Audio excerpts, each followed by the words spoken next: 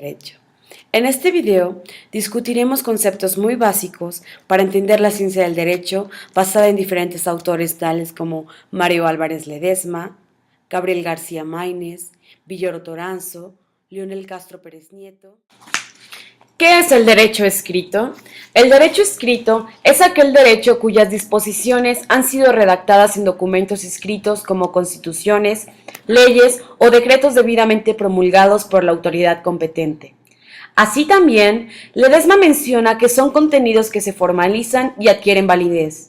Maínez, por otro lado, menciona que son creados por órganos especiales a través de un proceso regulador. Formalmente se les da el nombre de leyes o normas de derecho escrito y son jurídicamente obligatorios o derivan de los tribunales. ¿Qué es el derecho consuetudinario? El derecho consuetudinario trata de un derecho que tiene sus fuentes en las costumbres y de forma considerable en la decisión de los tribunales en la jurisprudencia, y es cuando existe la aceptación tácita de las partes y se aplicará una costumbre a la solución de los conflictos, aunque la ley no lo haya incorporado expresamente en el orden vigente. Maínez menciona que el derecho consuetudinario consta de dos características: un conjunto de reglas sociales derivadas de un uso cotidiano y con historia. Son derecho positivo cuando las personas aceptan y perciben su autoridad. La costumbre tiene dos elementos, uno subjetivo y el otro objetivo. El subjetivo consiste en la idea del uso de la cuestión, que es jurídicamente obligatoria y debe por tanto aplicarse. El segundo es la práctica suficientemente prolongada por un determinado proceder. Ledesma menciona que son constituciones no escritas. El derecho consuetudinario da mayor importancia a los precedentes judiciales, es decir, a las decisiones de los jueces a comparación del derecho escrito, que le da mayor importancia a la ley. ¿Qué es el derecho divino? Pérez Nieto menciona que el derecho divino emana del derecho natural y dice que las leyes humanas deben sujetarse a una justicia superior. Esto en base tomando a Dios como creador de la naturaleza. Como dice Platón, que la voluntad y el poder de los dictadores siempre quedará sometida a las leyes, pero que siempre habrá una instancia mayor. Santo Tomás de Aquino toma en su postura que el derecho divino es conocido como la ley eterna y que es la fuente de todas las demás leyes, porque es la razón eterna de Dios. Esta ley eterna es la participación del hombre, es la ley natural y está basada en el principio de hacer el bien y evitar el mal. Toranzo menciona que derecho divino son normas de un carácter religioso y supuestamente emitidas por un poder divino, como por ejemplo los 10 mandamientos. ¿Qué es la doctrina jurídica? Álvarez Ledesma menciona la doctrina como fuente formal indirecta de carácter normativo sobre la reflexión científica. Es el conjunto de opiniones expertas y calificadas de los estudios de derecho respecto a principios. Tales principios son considerados por el legislador al crear la ley y por el juzgador cuando éste la interpreta. El legislador debe estudiar y analizar la doctrina para formular sus iniciativas y para contar con elementos para su información con el objetivo de una evaluación de pruebas. ¿Qué son los tratados internacionales? Es una fuente formal directa del derecho. Es un acuerdo celebrado por escrito entre estados y regido por el derecho internacional. Es un acto jurídico que genera normas asumidas voluntariamente por las partes que lo llevan a cabo.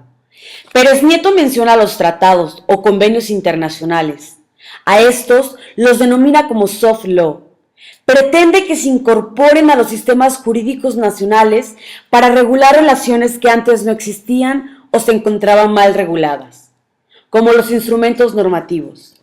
Estos se comprometen a cumplir con ciertas obligaciones.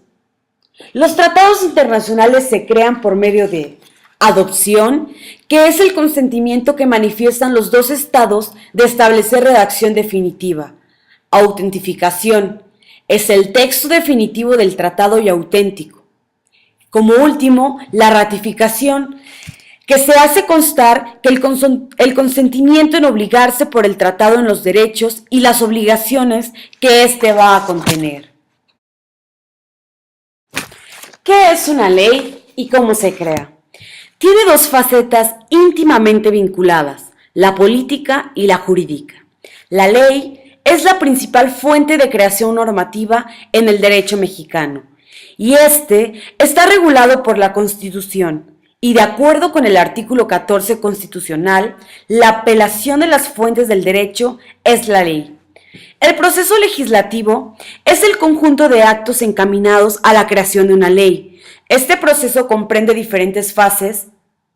Por el artículo 71 constitucional, el derecho de iniciar leyes y decretos corresponde al presidente de la República, a los diputados y a los senadores, y a la legislatura de los estados. A esta fase del proceso legislativo se le denomina iniciativa, y es el acto por el cual determinados órganos del Estado someten a consideración del Congreso y proyecto de ley. Conceptos de ley, código, reglamento y decreto. Ley es la norma jurídica emanada del Poder Legislativo con carácter general y obligatorio. Tiene las características de abstracción, generalidad, obligatoriedad y coercibilidad. El decreto son las normas jurídicas emanadas del Poder Ejecutivo que tienen fuera de ley. Hay decretos legislativos, decretos de ley, además de los decretos judiciales que son comunicaciones a través de un órgano jurisdiccional. El reglamento es una disposición que el Ejecutivo expide y cuyo objeto es detallar la aplicación de una ley. Código es la ordenación sistemática de preceptos relativos a una determinada rama del derecho que la comprenden ampliamente, elaborada por el Poder Legislativo y dictada para su general observancia. ¿Qué es la seguridad jurídica? Es un valor del derecho general y aporta a la sociedad. Este se puede considerar con la certeza con la que cualquier gobernado de un determinado estado cuenta para saber cuáles son sus conductas o actos jurídicamente aceptables y cuáles no.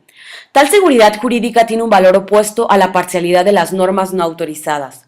Recasens menciona que es la garantía que representa la organización estatal en orden al mantenimiento del derecho y a la consiguiente protección del individuo, nacional o extranjero. Esto ayuda a que la frase de ojo por ojo y diente por diente no se lleve a la práctica, ya que un estado donde exista la seguridad jurídica no tendrá ciudadanos.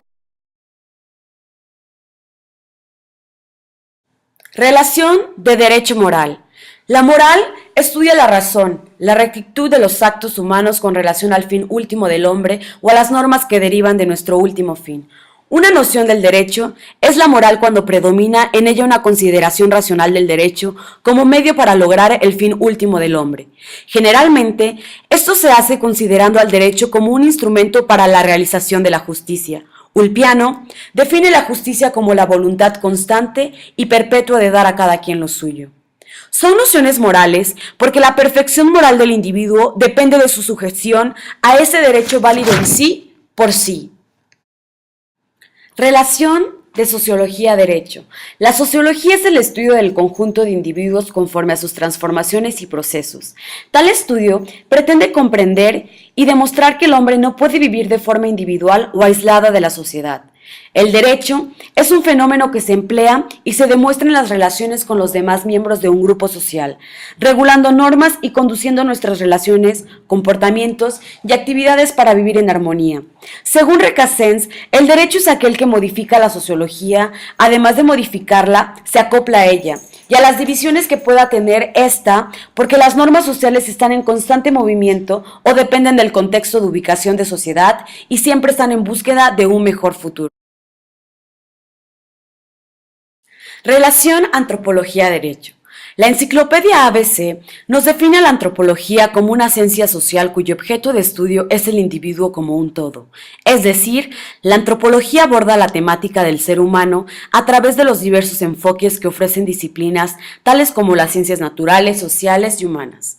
Para este análisis tomaré en cuenta la teoría de la evolución de Charles Darwin, debido a que abarca al ser humano en varias disciplinas, especialmente en la ciencia natural. Solo haré referencia a 2 puntos de esta teoría. El primer punto es que el origen del hombre no es teleológico, sino natural. Venimos del primate. Esto va teniendo una evolución biológica hasta convertirse en el hombre que somos actualmente. Durante esta evolución, el hombre va desarrollando más su pensamiento, lo cual ayuda a elaborar pensamientos más complejos basándose en algo que le parece correcto y justo, aplicando esa idea en situaciones cotidianas. Por ejemplo, esos pensamientos pueden ser referentes a la vida, la alimentación o incluso la salud. Todas estas son ideas que el derecho natural alude en el hombre que somos. Con este punto podemos ver que durante esta evolución el hombre va desarrollando más su pensamiento, las ideas son lo cual ayuda a elaborar pensamientos más complejos, el segundo punto basándose en algo que le parece correcto y justo, es el de la selección aplicando esa idea en situaciones cotidianas. Establece que la especie va a luchar contra las dificultades de su medio ambiente para poder sobrevivir. Esto se traduce actualmente como la creación del derecho ambiental, el cual tiene como objetivo cuidar el medio ambiente para que no se agoten los recursos naturales y de este modo preservar la especie humana. Gracias, esto fue todo sobre Introducción al Derecho. Espero tengan un buen día.